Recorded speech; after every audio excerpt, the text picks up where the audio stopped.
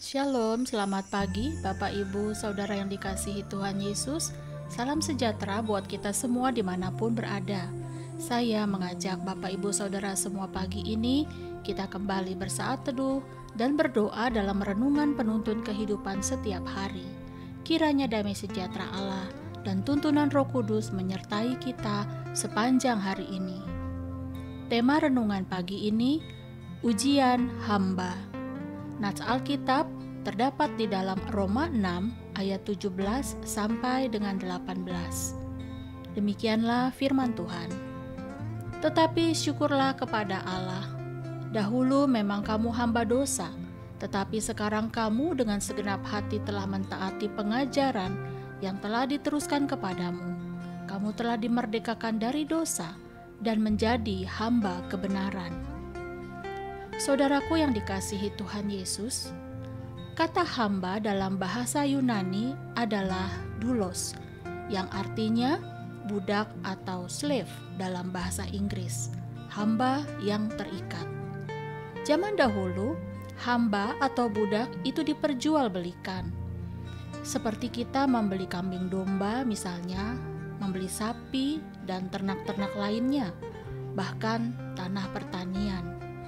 Karena hamba ini telah dibeli, maka ia tidak lagi punya hak atas hidupnya, melainkan ia sepenuhnya harus taat kepada tuannya.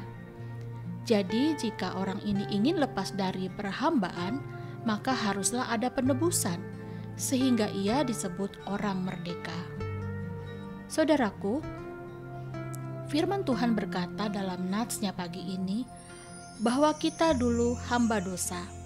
Tetapi sekarang, karena kita telah ditebus oleh darah Kristus, kita telah dimerdekakan dari dosa dan menjadi hamba kebenaran. Tahukah saudara, menjadi hamba kebenaran itu artinya kita menyerahkan tubuh kita kepada Allah sebagai hamba kebenaran. Tidak lagi sebagai hamba dosa, melainkan kita semua orang percaya dapat disebut sebagai hamba Allah. Untuk itu, sikap seorang hamba sangatlah penting. Sikap ini harus ditampilkan dalam setiap sisi kehidupan kita dan bukan saja dalam pelayanan. Ada banyak orang Kristen lebih menginginkan menjadi hamba di gereja saja atau di dalam lingkungan persekutuan doa dan bukan di rumah. Beberapa survei memberikan bukti tidak saja orang-orang dewasa, tetapi ini juga termasuk orang-orang muda, di mana jika di rumah mereka diminta untuk mengerjakan atau melakukan sesuatu apapun, seperti hal-hal yang rela mereka kerjakan di gereja, kebanyakan mereka tidak peduli, berbantah-bantah, menggerutu, bahkan bermalas-malasan jika dibandingkan dengan mengerjakan pelayanan di gereja. Bukankah kalau kita rela melayani di gereja, maka seharusnya kita lebih rela mengerjakan bagian kita di rumah. Karena dari situlah dimulai pelayanan kita yang sebenarnya. Saudaraku, ingatkah kisah Yesus membasuh kaki murid-muridnya? Di mana ia berkata dalam Yohanes 13 ayat 14-15.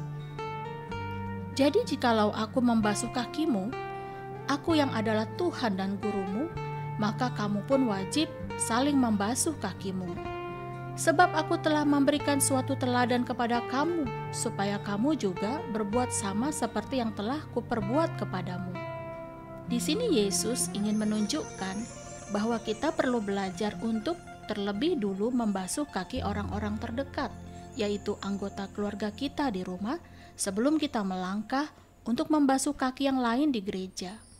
Yesus membasuh kaki murid-murid karena mereka adalah orang-orang yang paling dekat dengannya, dan ia memerintahkan agar murid-muridnya melakukan hal yang sama. Saudara, dampak yang paling dirasakan ketika kita benar-benar menjadi hamba kebenaran adalah menjadi berkat bagi orang lain. Ketika suami menjalankan tugas dan panggilannya sebagai kepala keluarga dengan baik, tentunya istri dan anak-anaknya akan sangat diberkati. Ketika istri menjalankan peranannya dengan baik sebagai penolong dalam keluarga, tentu suami dan anak-anaknya juga sangat diberkati. Demikian pula untuk anak-anak. bahwa jika anak-anak tunduk dan taat kepada orang tua, Alkitab menegaskan bahwa ada janji umur panjang dan berkat-berkat lain bagi mereka. Hai anak-anak, taatilah orang tuamu di dalam Tuhan, karena haruslah demikian. Hormatilah ayahmu dan ibumu. Ini adalah suatu perintah yang penting, supaya kamu berbahagia dan panjang umurmu di bumi. Efesus 6 ayat 1 sampai dengan 3. Jadi saudaraku, setiap kita diberikan Tuhan suatu potensi dan kesempatan setiap hari untuk menjadi berkat.